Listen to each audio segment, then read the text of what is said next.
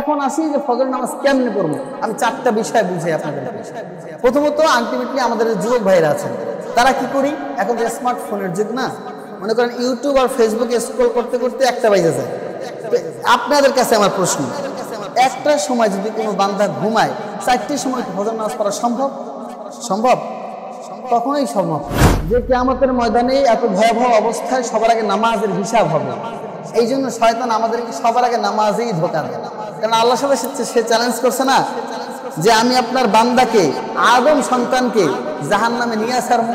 আর আল্লাহ তখন কি বলেছেন যে আমার বান্দা গুনাহ করতে করতে পাহাড় পরিমাণ গুনাহ করবে, কিন্তু একটা টাইমে সে অনুতপ্ত হইব, অনুশোচনা করবে, তখন সে আমার কাছে আমার সিজদায় আইসা, আমার কদমে সিজদা দিয়া যখন সুবহান রাব্বিয়াল আ'লা বলার পর বলবে আল্লাহ আমার মাফ করে দাও, আমি তো মাফ করে দেবো, তুই শয়তান কি করবি?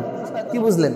তো যেহেতু আমাদের কিয়ামতের ময়দানে সবার আগে নামাজের হিসাব হবে, এই জন্য শয়তান নামাজের দিকে বেশি ধাবিত হয়, তুমি নামাজ না পড়তে পারো। কথা বুঝছেন? এখন আসি আমাদের বিষয়টা। আমাদের প্রথমে একটা কথা, ফজরের নামাজ না পড়তে পারলে অন্য নামাজ মজা লাগে না। কথাটা আসলে কিন্তু বাহ্যিকভাবে সঠিক, কারণ ফজরের নামাজটার মধ্যে স্বাদই অন্যরকম। কারণ একজন আলেমকে জিজ্ঞাসা করা হয়েছিল, আচ্ছা ফজরের নামাজের যে সময় যে বাতাসটা আসে, বাতাসটা এত স্নিগ্ধ, এত মিষ্টি কেন, এত ভালো লাগে কেন? তখন সে আলেম বলেছিলেন, ফজরের নামাজের সময় যে বাতাসটা আসে, ওই বাতাসে মুনাফিকের নাকের গন্ধ মিশে না। নাউজুবিল্লাহ। তাহলে মুনাফিক কারা? এই কথার মাধ্যমে সে কি বুঝাইতে চাইছে? কথাটা মাথায় নেন।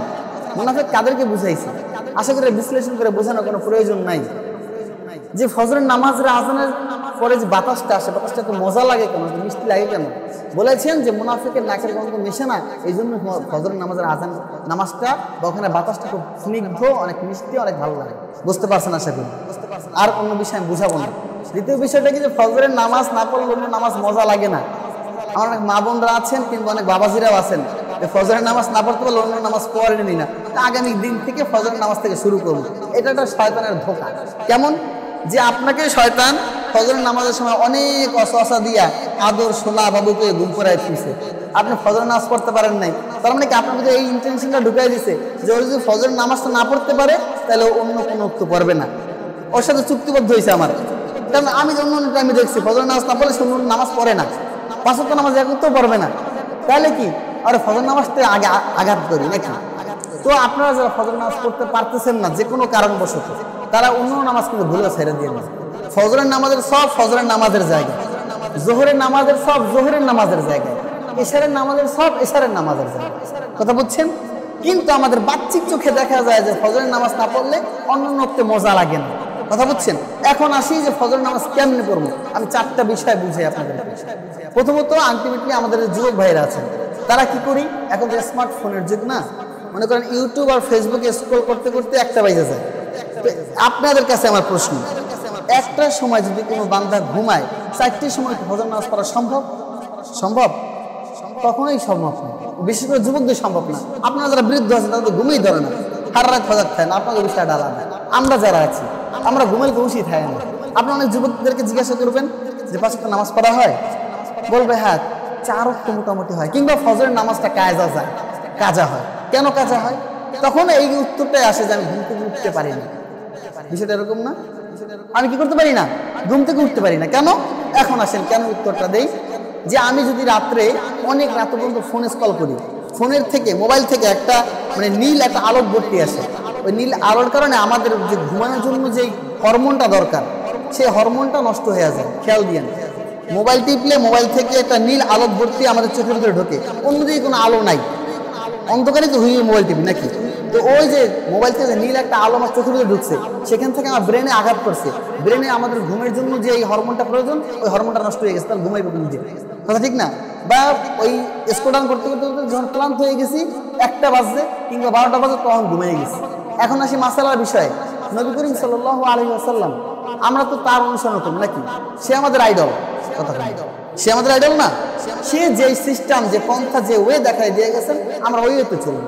নবী করিম সাল্লাল্লাহু আলাইহি ওয়াসাল্লামের অনেক অজস্র হাদিস পাওয়া যায়, যে হাদিসের ভিতরে আছে নবী পাক সাল্লাল্লাহু আলাইহি ওয়াসাল্লাম এশারের নামাজের পরে অযথা কথা বলতেন না। এই বিষয়ে অনেক হাদিস বা অনেক দলিল আলেমরা দিয়েছেন যে অযথা এশারের নামাজের পর অযথা কথা বলা মাকরুহ। কি ভাই?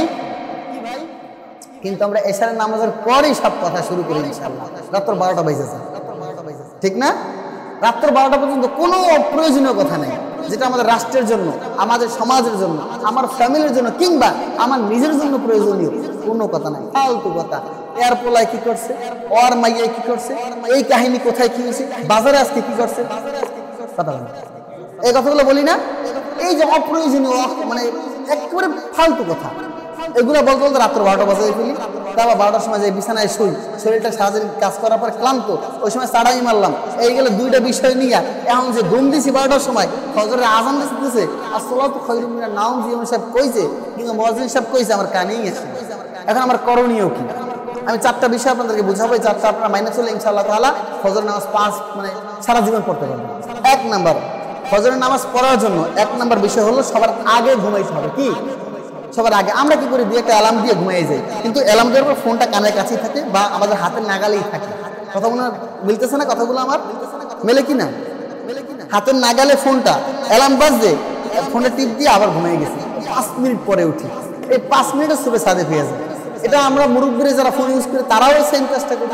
আমরা যুবক যারা আছে আলহামদুলিল্লাহ আমরা তো এমনিতেই এটা করি। তো আমাদের সবার আগে কি করতে হবে, সবার আগে ঘুমাইতে হবে। ম্যাক্সিমাম ধরেন আমাদের এখনকার সময় স্মার্টফোন, তো এই জন্য 10টা ধরেন, 10টার একুলে আর যাইবেন না, 10টার ভিতরে ঘুমাইবেন ইনশাল্লাহ। পারবেন না? ইনশাল্লাহ ধরো কি কাজ আছে, দুনিয়ার কোনো কাজ নাই, পারবেন না ইনশাল্লাহ? ইনশাল্লাহ হাত উঠিয়ে দিছে যে 10টার সময় যদি আমি ঘুমাই ইনশাল্লাহ আমাকে আল্লাহ তাআলা ফজরের সময় উঠাই দিবেন। 1। দ্বিতীয় নম্বর বিষয়, 2টা অ্যালার্ম সেট করবো। একটা অ্যালার্ম সেট করে ফোনটা হাতের কাছে না, এমন দূরে রাখবো যেখানে একটু কয়েক কদম হাঁটতে যাইতে হইবে। বুঝলেন? আপনি 2-3 কদম ঘুম থেকে উঠে হাঁটেন, এমনিতে ঘুমের যে রেস্ট টাকাইতে যাবে, থাকবে না? তো একটু দূরে মোবাইল রাখবেন, কানের কাছে না বা হাতের কাছে না, পায়ের কাছে না, টাইম দিন না আবার অফ করে ফিরে যাবেন। মানে বিছানার কাছে মোবাইল রাখবেনই না। কথা বলছেন? মোটামুটি 2 হাত 3 হাত দূরে রাখলে কানের কাছে এমনি সাউন্ড আসে, যে স্মার্টফোনের সাউন্ড, আর ওই সময় সব নীরব নিস্তব্ধ। তো মনে করেন কি 2টা বিষয়, 1 10টার ভিতরে ঘুমায় যাবেন। দ্বিতীয় নম্বর বিষয় কি, ফোনটা একটু দূরে রাখবেন। দূরে রাখলে কি হবে, আপনার হাইটে যাইয়া তবে কি করতে হবে, অ্যালার্মটা যেটা সেট করছেন এটা বন্ধ করতে হবে। এবং 3 নাম্বার বিষয় হলো আপনি এমন কাউকে সেট করবেন যিনি 5 ওয়াক্ত নামাজ পড়েন, বিশেষ করে ফজর নামাজটা পড়েন, যে ভাই আপনি আমাকে একটু ফোন দিয়ে উঠিয়ে দিয়েন, কিংবা প্রতিবেশী কিংবা আপনার ভাই আপনার কলিং বেল দিবে বা একটু এটা ডাক দিবে, এমন কাউকে সেট করবেন, ভাই আপনি তো আমার উঠিয়ে দিবেন। তাহলে আপনি তার সমান সমান আপনিও 5 ওয়াক্ত নামাজ আদায় করতে পারবেন না ইনশাল্লাহ। এই 3টা কাজ যদি মোটামুটি করতে পারেন তাহলে ফজর নামাজ আপনার হাত থেকে মিশে যাবে না। কথা বুঝছেন কিনা?